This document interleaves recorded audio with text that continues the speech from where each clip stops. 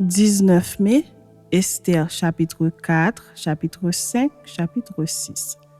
Mardochée, ayant appris tout ce qui se passait, déchira ses vêtements, s'enveloppa d'un sac et se couvrit de cendres.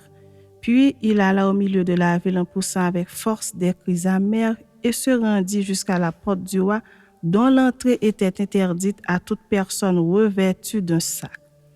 Dans chaque province, partout où arrivait l'ordre du roi et son édit, il y eut une grande désolation parmi les Juifs.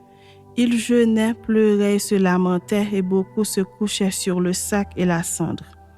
Les servantes d'Esther et ses eunuques vinrent lui annoncer cela, et la reine fut très effrayée. Elle envoya des vêtements à Mardochée pour le couvrir et lui faire ôter son sac, mais il ne les accepta pas. Alors Esther appela Hathach, l'un des eunuques que le roi avait placé auprès d'elle, et elle le chargea d'aller demander à Mardochée ce que c'était et d'où cela venait. Hathach se rendit vers Mardochée sur la place de la ville devant la porte du roi. Et Mardochée lui raconta tout ce qui lui était arrivé et lui indiqua la somme d'argent qu'Haman avait promis de livrer au trésor du roi en retour du massacre des Juifs. Il lui donna aussi une copie de l'édit publié dans Suse en vue de leur destruction, afin qu'il le montrât à Esther et lui fit tout connaître. Et il ordonna qu'Esther se rendît chez le roi pour lui demander grâce et l'implorer en faveur de son peuple. Hathach vint rapporter à Esther les paroles de Mardochée.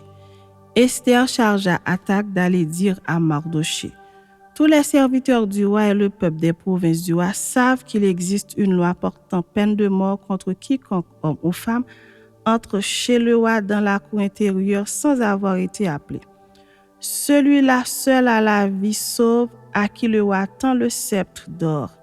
Et moi, je n'ai point été appelé auprès du roi depuis 30 jours.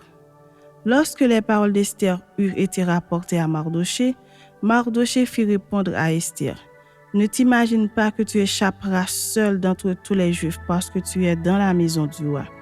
Car si tu te tais maintenant, le secours et la délivrance surgiront d'autre part pour les Juifs, et toi et la maison de ton père vous périrez.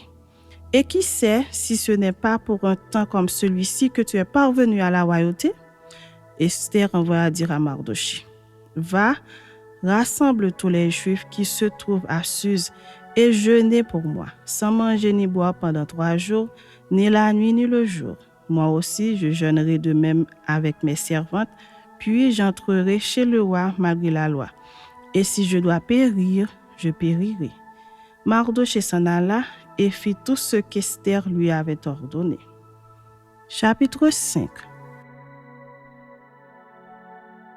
Le 3e jour, Esther mit ses vêtements royaux et se présenta dans la cour intérieure de la maison du roi, devant la maison du roi. Le roi était assis sur son trône royal dans la maison royale, en face de l'entrée de la maison. Lorsque le roi vit la reine Esther debout dans la cour, elle trouva grâce à ses yeux. Et le roi tendit à Esther le sceptre d'or qu'il tenait à la main. Esther s'approcha et toucha le bout du sceptre. Le roi lui dit: qu'as-tu, reine Esther, et que demandes-tu? Quand ce serait la moitié du royaume, elle te serait donnée. Esther répondit: si le roi le trouve bon, que le roi vienne aujourd'hui avec Haman au festin que je lui ai préparé. Et le roi dit: allez tout de suite chercher Haman comme le désire Esther. Le roi se rendit avec Haman au festin qu'avait préparé Esther. Et pendant qu'on buvait le vin, le roi dit à Esther: quelle est ta demande? Elle te sera accordée. Que désires-tu? Quand ce serait la moitié du royaume, tu l'obtiendras. Esther répondit: voici ce que je demande et ce que je désire. Si j'ai trouvé grâce aux yeux du roi, et s'il plaît au roi d'accorder ma demande et de satisfaire mon désir, que le roi vienne avec Haman au festin que je leur préparerai, et demain je donnerai réponse au roi selon son ordre. Haman sortit ce jour-là, joyeux et le cœur content. Mais lorsqu'il vit à la porte du roi Mardochée qui ne se levait ni ne se remuait devant lui, il fut rempli de colère contre Mardochée. Il sut néanmoins se contenir et il alla chez lui. Puis il envoya chercher ses amis Zeresh, sa femme. Haman leur parla de la magnificence de ses richesses, du nombre de ses fils, de tout ce qu'avait fait le roi pour l'élever en dignité et du rang qu'il lui avait donné au-dessus des chefs et des serviteurs du roi. Et il ajouta, « Je suis même le seul que la reine Esther ait admis avec le roi au festin qu'elle a fait, et je suis encore invité pour demain chez elle avec le roi. Mais tout cela n'est d'aucun prix pour moi aussi longtemps que je verrai Mardochée le Juif assis à la porte du roi. » Zérek, sa femme et tous ses amis lui dirent, « Qu'on prépare un boireau de 50 coudées et demain matin demande au roi qu'on y pende Mardochée. Puis tu iras joyeux au festin avec le roi. » Cet avis plut à Haman et il fit préparer le bois. Chapitre 6. Cette nuit-là, le roi ne put pas dormir et il se fit apporter le livre des annales, les chroniques. On les lut devant le roi et l'on trouva écrit ce que Mardochée avait révélé au sujet de Bigtan et de Téresh, les deux eunuques du roi, gardes du seuil, qui avaient voulu porter la main sur le roi Assuérus. Le roi dit, « Quelle marque de distinction et d'honneur Mardochée a-t-il reçu pour cela ?» « Il n'a rien reçu, répondirent ceux qui servaient le roi. Alors le roi dit, « Qui est dans la cour ?» Haman était venu dans la cour extérieure de la maison du roi pour demander au roi de faire prendre Mardochée au bois qu'il avait préparé pour lui. Les serviteurs du roi lui répondirent, « C'est Haman qui se tient dans la cour. » Et le roi dit qu'il entre. Haman entra et le roi lui dit, « Que faut-il faire pour un homme que le roi veut honorer ?» Haman se dit en lui-même, « Quel autre que moi le roi voudrait-il honorer ?»